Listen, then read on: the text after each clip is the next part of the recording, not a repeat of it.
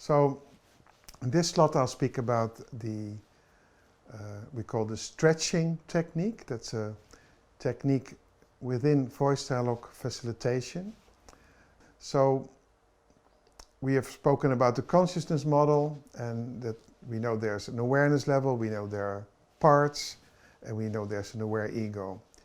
So if we engage a part, the voice dialogue facilitation, you can say that very important is to see the part like separate from the ego position. So if you talk to, let's say, a controller, the idea is to see it, as if it's the only person in the world, and to get to know it as if it's a new meeting, and then to really go with the energy of this part, as if you meet a new person on a party or somewhere. So who is this? What does he or she like to do? How does she move? And we go with this in a more, we're not just looking at the information, but we look at the energy, and it's like trying to help it develop more, so-called stretching it. And then we see, when this works well, that the part, it becomes like a person that goes in a direction, and this is the stretching technique, in the direction of a force even behind the part. Theoretically, you could say this is the archetypal level, the level of instinct from which the part is born in the first place. Okay? So the controller, when we follow it, it may be the god of time and Saturn or Kronos. If we go with the pusher in this way, the subpersonality that pushes us, that makes us read books and go to courses and whatever it does. If we go with that part, from a pusher it may be stretched and you feel there's a force, a dynamic force, like a warrior. So it goes in the direction of the archetype.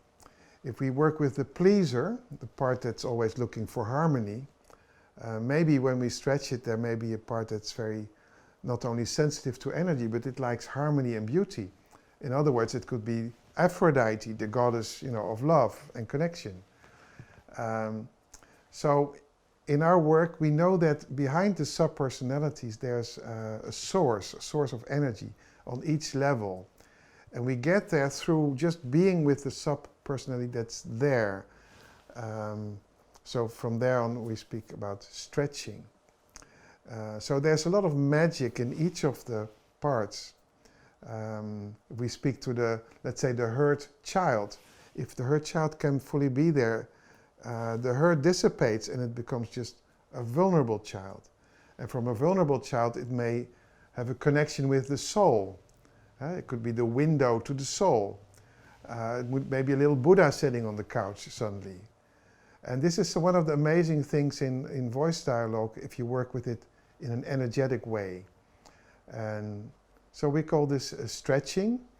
And in order to learn this, what you need is to get some session with an experienced facilitator, that you experience yourself what it means to be addressed in such a way that the subpersonality can fully develop and blossom and come to an essence. So it's a transformation as well.